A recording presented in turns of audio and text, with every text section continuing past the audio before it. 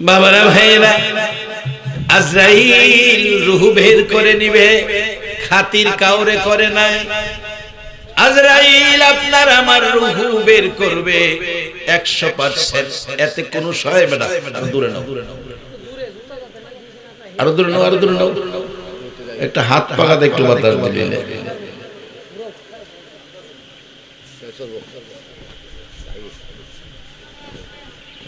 আজরাইল আমাদের প্রত্যেকের কাছে আসবে, এই কথাটা কি মানেন?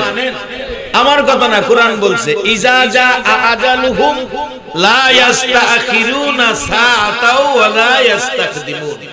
সময় মতো আজরাইল আপনি যেখানেই থাকেন, দেশে হোক আর বিদেশে হোক, বিদেশেও আজরাইল যাইতে পারবনি। লন্দেহি বিদেশের বেশি আগে ভেঙে লই। ডিসেম্বরের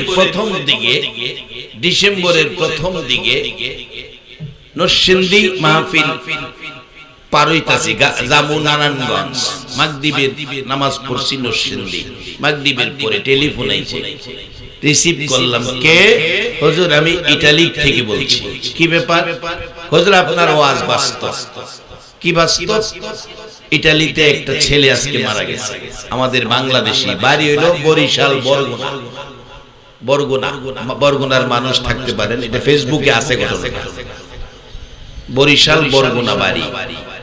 হুজুর লাশটা বাহির কইরা হসপিটাল থেকে দেশে পাঠানো, টাকার দরকার। টাকার জন্য তার রুমে তালাশ করলাম, শুধু একটা ডায়েরি পাইছি, টাকা নাই। ডায়েরির মধ্যে সিরিয়ালে বোন নাম্বার আগে, অ্যাকাউন্ট নাম্বারও বোন নামে। বাজার ওয়াজ শুনেন, নামাজ পড়েন, রোজা রাখেন, টুপি লাগান, পাঞ্জাবি লাগান, মসজিদ বানান, মাদ্রাসা বানান। যদি এই মা বাবারে কেউ কষ্ট দিয়া থাকেন, তাই এগুলি আর কইরেন না, খামাখা কোনো লাভ হইল।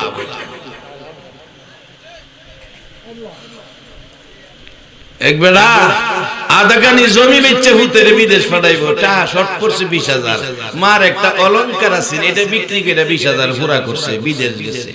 যাবালা হ্যাঁ বোন নামে অ্যাকাউন্ট করে। আচ্ছা একটা সত্য কথা কইবেন, এই কাজটা কি ভালো করলো?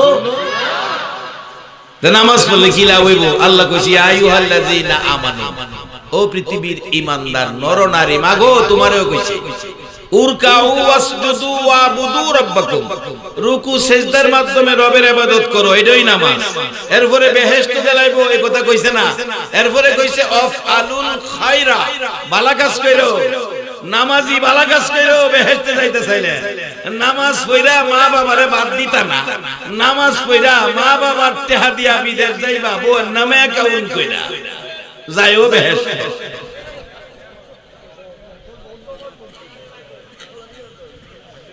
নামাজ পড়া ছুড়ু ভাই বোনে তেরে ঠগায়া বালা সম্পত্তি নিজের নামে, আর কম দামি দি ছুড়ু ভাই তেরে দিছো, যাইও যাইও বেহেশতে যাইও। বাজান উচিত কথা কইতাছি, রাগ হইবেন আপনারা? রাগ হইলে কি করুন যাইবে? অনেক সময় অসুখ হইলে তিতা ট্যাবলেটও খাওয়ান লাগে।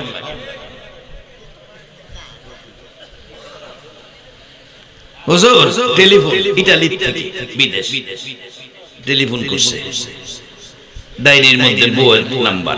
হুজুর বিভিন্ন নাম্বারে ফোন করছি, আপনার নাম ইমুক, আপনার স্বামী ইতালি থাকে, আপনার স্বামী ইতালিতে মারা গেছে, হসপিটালে লাশ বাহির করতে টাকা, দেশে পাঠাইতে টাকা লাগবে। স্ত্রী কইতাছে দেখেন কত টাকা লাগবে, লক্ষাধিক টাকা। এত টাকা দিয়া মরা মানুষ আইনা বাংলাদেশে মারি দিলে কি লাভ হইল? হায়াত নাই, মারা গেছে, হায়াত নাই। যুক্তিসঙ্গত কথা কইতাছে, হায়াত নাই, মারা গেছে। সিস্টেম কইরা হে দেশে মারি দিলেন, আইনা এই দেশে মারি দিলেও ফচ্চা গইলা কি মাডি হয়ে যাইব। বাজানো আজগা মইরা দেহ, কালহা তোমার গন্ধ বাইর হইব। আল্লাহ যে পরম পরামর্শ দিল খুলিকাল ইনসানু যায়ফা, মানুষ রে আমি দুর্বল কইরা বানাইছি।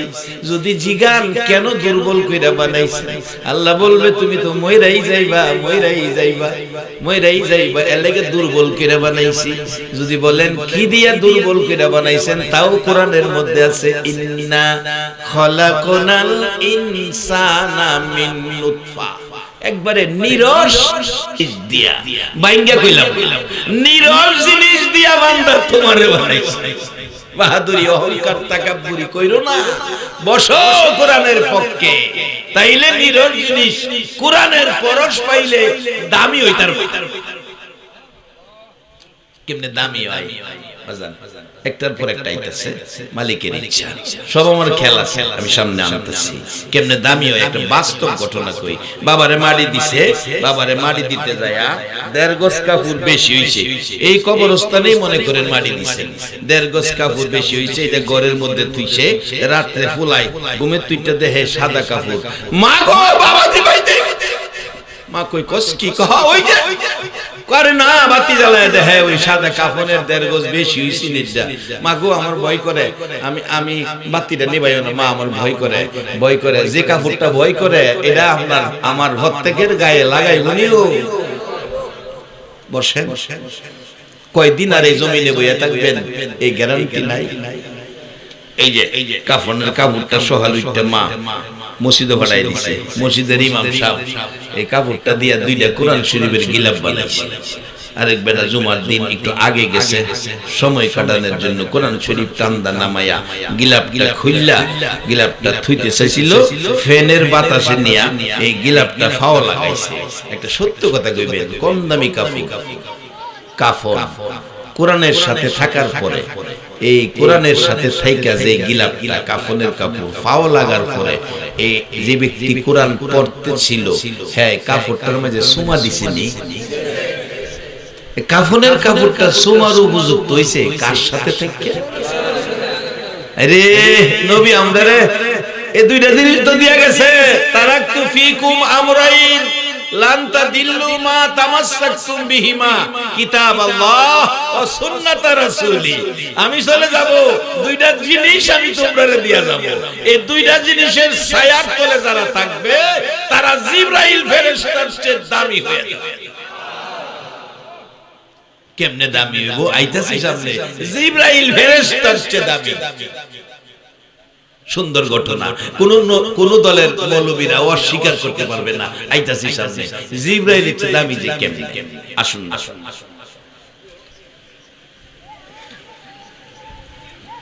বউয়ের কাছে নাম্বার, বউ কইতাছে আইলে মাটি দেবুগা, মাটি দিলে মাটি আইনা লাভ আছে, 1 লাখ টাকা খরচ কেটা সিস্টেম করে হে দেশে মাটি দিলাই।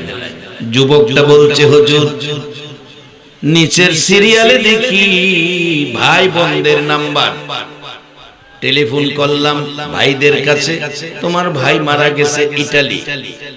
কানতে শুরু করছে, ভাই অনুরোধ করি ভাইয়ের লাশটা দেশে পাঠাইয়া দাও, টাকা লাগবে। টাকা তো নাই, ভাই তো 10 পায়ও আমাদেরকে দেয় নাই, বিবির নামে অ্যাকাউন্ট, 1টা টাকাও দেয় নাই, টাকা দিতে পারবো না, দয়া করে ভাইয়ের লাশটা দেশে পাঠাও। বরগুনা বাড়ি। অবশেষে দিতে পারলো না, নিচে ছোট্ট একটা নাম, একটা অক্ষর, বলুন একটা অক্ষর, নামটা ছোট দামটা বেশি, নামটা ছোট দামটা বেশি, বলুন এই ব্যক্তিটা কে? আর একটু আওয়াজ করে বলুন এই ব্যক্তিটা কে? যে মায়ের পায়ের নিচে জান্নাত, বলছে নবী দুজাহান। অস্বীকার করার কোন সুযোগ নাই। মাঘো বসো, এত দাম তোমরা কেমনে পাইলা? তোমরার তো এমন এক সময় ছিল মেয়ে হইয়া জন্ম নিলে জীবিত কবর দিলাইতো। তোমরা এই দাম কেমনে পাইছো? কে তোমরা এই দামি বানাইছে? আজকে তারে চিনা দরকার আছে কিনা? আমরা চেয়ে বেশি মহিলারা চিনা দরকার, কারণ মেয়ে হইয়া জন্ম নিলে এমন এক সময় ছিল জীবিত কবর দিলাইতো। এহান্তে উড়াই আইনা এই দামের আসনে বসাইছে যিনি, চিনতে হবে আমাদের তিনি বলতে পারে উনি কে? নবী মুহাম্মদুর রাসূলুল্লাহ সাল্লাল্লাহু আলাইহি ওয়াসাল্লাম। কিভাবে আসতেছি সামনে, আমি খুব কম সময়ে শেষ করার চেষ্টা করতেছি, রাত্র বেশি হয়েছে। আগে বলছি আমার জন্য বেশি না, আপনাদের জন্য বেশি, কারণ আমি তো বসলাম, আপনারা তো আগের থেকেই বসে, বক্তা গেছে গা, আমি নতুন বসি, কাজী আপনাদের জন্য অনেক সময়, আমার জন্য বেশি না, আপনাদের দুঃখে দুঃখিত হইয়া বলছি রাত্রটা বেশি। আসুন সামনে, এবার একটা অক্ষরের নাম, নামটা জানি কি? মা। মায়ের ছোট্ট নামটার নিচে মোবাইল নাম্বার। হুজুর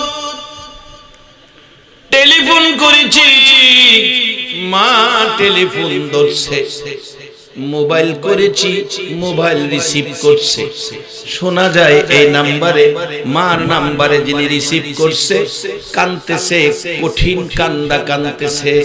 15 মিনিট পার হয়ে গেছে, কান্নার জন্য কথা বলার পরিবেশ পাচ্ছি না। ওই যুবকটা টেলিফোনে 20 মিনিট কথা বলছে আমার সাথে। হুজুর 15 মিনিট পার হয়ে গেছে, কথা বলতে পারছি না। 15 মিনিট পর একটু সুযোগ পায়া বললাম, মা কাঁদতেছেন কেন? বলছে, বাবারে কাঁদতেছি কেন? তুমি কে বলছো? মা আমি ইতালি থেকে বলছি। বাবা আমারও একটা ছেলে ইতালি থাকে, আপনি কাঁদতেছেন কেন? বাবা কাঁদতেছি কেন জানি রে বাবা, আজকে সকাল থেকে আমি মার কলিজায় আগুন লেগে গেছে। কেন জানি আমার কলিজায় আজকে সকাল থেকে দাও দাও করে আগুন জ্বলতেছে, আমি কিছুই বুঝতে পারতেছি না। বাবারা সত্য কথা জানতে চাই, সন্তানের বিপদ আপদ কোথাও হোক, দেশে হোক আর বিদেশে হোক, পৃথিবীর কেউ জানে না রে। বলুন এই খবর আগে জানে কে? আরে মা বাবার কথা মতো যেজন চলে না, বলুন মা বাবার কথা মতো যেজন চলে না, আল্লাহ নবীজির দয়া তারা পাবি না। হায়রে আল্লাহ নবীজির দয়া। মা বাবাকে দুঃখ দিলে নামাজ রোজা যাই বিফলে, মা বাবাকে দুঃখ দিলে নামাজ রোজা যাই বিফলে, মার কলিজায় আঘাত দিলে খোদা সহে না, মার কলিজায় আঘাত দিলে খোদা সহে না, আল্লাহ নবীজির দয়া তারা পাবি না। হায়রে আল্লাহ নবীজির দয়া। তুফাজ্জলে ডাইকা বলে মা বাবার দোয়া পেলে, তুফাজ্জলে ডাইকা বলে মা বাবার দোয়া পেলে, দুঃখ কষ্ট যাবে চলে কিছুই রবে না, দুঃখ কষ্ট যাবে চলে কিছুই রবে না, আল্লাহ নবীজির দয়া তারা পাবি না। হায়রে আল্লাহ নবীজির দয়া। মা মা মাগো ও মা, তোমার মতো দরদি হয়? কত মানুষ হাত বাড়াইছে, মা নাই রে। কত মানুষ মাহফিলে হাত বাড়াইছে, বাবা নাই। মাবুদ রে, দোয়া হবে মা বাবার জন্য, তুমি কবুল কইরো। দোয়া হবে কবরবাসীদের জন্য, তুমি কবুল কইরো। আজকের মাহফিলের দোয়া সবাই বলুন আমিন। মা কাঁদতেছে, বাবা কেন জানি সকাল থেকে আমি মার কলিজায় আগুন জ্বলতেছে। ওই যুবকটা বলল, মা একটা কথা বলি। কি বলবা বাবা?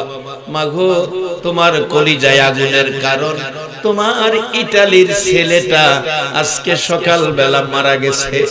এই খবর শোনার পর মা এমন এক চিৎকার মারছে, যুবকটা বলছে, হুজুর মায়ের চিৎকার মন কয় আল্লাহর আরশ কাঁইপা উঠছে।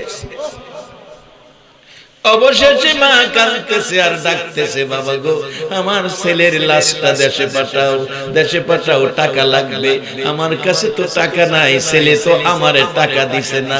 মার টাকা দিল না, তারপরও মা সন্তানের মায়া ছাড়লো, টাকা দিল না। মা কান্না বন্ধ করলো না, ডাকতেছে বাবা, ও বাবা লাশটা, বাবার লাশটা দেশে পাঠাও, টাকা লাগবে। টাকা তো দিতে পারবো না, আমি মা হইয়া তোমাদের কাছে আমার বাবার লাশ ভিক্ষা চাই, ভিক্ষা চাই রে বাবা। ওই যুবকটা বলল, হুজুর বাংলাদেশি মসজিদে মসজিদে হাত বাড়াইয়া টাকা কালেকশন করলাম, টাকা কালেকশন করে লাশটা প্রসেসিংয়ে গেলাম। যেই টাকা উঠছে লাস্ট দেশে পাঠানোর প্রসেসিং শেষে আরো ৮০,০০০ টাকা বেশি হয়ে গেছে, লাশের সাথে ৮০,০০০ টাকা দিয়ে দিলাম। টেলিফোন করেছি, ৮০,০০০ টাকা লাশের সাথে আছে। হুজুর এবার টেলিফোন করে, বিবি লাশের মালিক আমি, লাশটা আমার ঠিকানায় পাঠাও। ও লাশের মালিক হইছে, ঘুমায়া রইছেন বাজার। এজন্য কোন কবি লিখছে গানের মধ্যে, মায়ের কান্দন সারা জীবন, ২-৪ মাস বোনের কান্দন রে, ঘরের পরিবারের কান্দন কয়েকদিন পর থাকে না, দুঃখের দরদি আমার জনম দুঃখী মা। মায়ের কান্দন সারা জীবন লেখক লিখেছে। বিবি কয় লাশ আমার ঠিকানায় পাঠাও, আমি স্বামীর মালিক, অন মালিক হইছে। আগে কয় মাডি, অনে স্বামী। আচ্ছা আচ্ছা, শ্বশুরে কয় এর বাপ নাই, আমি বাপের জায়গায়, আমার ঠিকানায় পাঠাও। ভাই বোনেতে ফোন করছে, আমরার ভাই আপনার কাছে পাঠাও। কারো ফোনে হারা ফাইনাল সিদ্ধান্তে গেছে না। যুবকটা বলছে, হুজুর আমরা মিল্লা যারা এই পরিবেশ করছি, প্রসেসিং করছি, টাকা উড়াইছি, আমরা নিজেরা মার কাছে ফোন করছি, মাগো ৮০,০০০ টাকা বেশি হয়েছে লাশ দেশে পাঠাইতে। এখন লাশ তো বিবি চাইতেছে, শ্বশুরে চাইতেছে, ভাই বোনেরা চাইতেছে। আচ্ছা এবার আপনারা একটা ফয়সালা দিবেন, আসলে কি হেরা লাশ চাইতেছে না ৮০,০০০ টাকা হইতেছে? হেরা লাশের মায়ায় না, হেরা চাইতেছে কি এর মায়ায়? বাজান এক হিন্দু বাড়া গান গা, হিন্দু বাড়া, আমরা মুসলমানের কোরআন হিন্দু বাড়া গান গা। যারা ফেসবুকে গান শুনেন দেখেন, ফেসবুক আছে, আমার ফেসবুকের মোবাইলই নাই, আমার এটা নরমাল মোবাইলে সুরেও নেয় না, সুরে নিয়ে যদি নেগাও কোনদিন পকেট থেকে দাদা হ্যাঁ মোবাইল কার, মোবাইল কার, কারণ জানে এটা ব্যস্ত। যারা ফেসবুক চালান দেখেন, একটা হিন্দু ছেলে গান গায়, কোরআনের গুরুত্ব বুঝাইতে যায়, কোরআনের গুরুত্ব হিন্দুরা বুঝে, আমরা বুঝি না। আমরা রং ঢঙের পাগল হইছি, কোরআন কি কইছে এটা শুনতে রাজি না, যে কোরআন কি কইছে কি গুরুত্ব এটা হিন্দু বড় বুঝতে লাইছে। হিন্দু বড় কইতাছে গান গাইতাছে, যদি আগুন লেগে পুরে ছাই হয়ে যায় পৃথিবীর সব বইয়ের দোকান, বিশ্ব থেকে হারাবে না পবিত্র কুরআন। আল্লাহু আকবার। হিন্দুরা কোরআনের মর্ম বুঝলো। আরেকদিন হের একটা গান ফেসবুকে শুনতাছি, আমার সেক্রেটারি শুনাইতেছে, সেই গানটা কি? স্বার্থ ছাড়া বন্ধু বান্ধব কাছে আসে না, স্বার্থ ছাড়া ভালোবাসে শুধু আমার, কয় না কয় না, স্বার্থ ছাড়া দুনিয়ায় কেউ ভালোবাসে না, স্বার্থ ছাড়া ভালোবাসে শুধু আমার। হিন্দু এটা বুঝাইতেছে। আর এই দিনে ভারতের ঘটনা, হিন্দু বেড়া বুড়া মানুষ। এই 1.5 মাস আগের ঘটনাটা ফেসবুকে আছে, আপনারা চাইলে আমার সেক্রেটারির কাছে সেভ করা আছে, দেখাইতারো। এই বুড়া বাবা ফিরিস্তি খুইল্লা, দাঁত নাই, গাল বাইঙ্গা গর্ত হয়ে গেছে গা, হিন্দু বাড়া ভারতে। এই একটা মিষ্টি ফিরিস্তি খুইল্লা খাইছে, অর্ধেকটা ছেলের মারে দিছে, অর্ধেকটা নিজে খাইছে, দুইজনে বসে খাইছে, অসহায় একবারে বুড়া জয়ীফ। ছেলে বাড়িতে আইছে, পরে ছেলের বউ বিচার দিছে, তোমার বাপে চুরি কইরা ফিরিস্তি মিষ্টি খাইলে। বাপেরে যদি কোন ছেলে সুর কয়, হ্যাঁ কি নামাজ পড়া বেহেশতে যাওয়া সম্ভব? আগে হেরাত দিলি ভাঙবো। বাজান ফাউন্ডেশন ঠিক রাখেন, এরপরে ইবাদত করেন, কাজে লাগবে। নাইলে ইবাদত কইরো দুজহ যাওন লাগবো। কুরআন বলছে আমার ওয়াজ না, আমিলাতুন নাসিবাতুন তাসলা নারান হামিয়া, কুরআন বলছে। আসুন মূল আলোচনায় যাচ্ছি। যুবকটা কই, বাবা চুরি করে মিষ্টি খাই লাগিলে গা, এই কথা বাপ পুতের তরহর মধ্যে লাগাই দিয়া ওই সোনার টুকরা বৌলা গেছে গা, বাপ পুতের লাগাই দিয়া তাই গেছে গা। বাজান এই সোনার টুকরা কইলাম মুসলমানের ঘর ঢুকতারে, একটু সাবধানে থাকেন। বিবিরে আদর করবেন, বিবিরে রাইতে ধরার পরে মাথা তুলে নাচবেন, ইসলামে কোনো নিষেধ নাই। কিন্তু মা বাবার সাথে যদি বেয়াদবি করে, এই বিবিরে ছাড় দেওয়া যাবে না। যদি আল্লাহর বেহেশতে যেতে চাও, মাগো তোমরা রাগইও না, আজকে তোমরা বউ বাচ্চা কাচ্চা না, একদিন তোমরাও গেলাম মা হইবা, তোমরাও মা হইবা।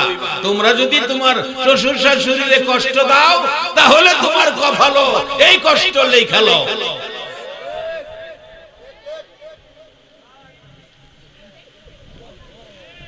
বাজান সমাজ সুন্দর করতে হইব, ইসলাম বুঝতে হইব। ইসলামে যাই ঝামেলা বলতে কোনো জিনিস ইসলামের ভিতরে নাই, যা আছে সব শান্তি, যার বাস্তব।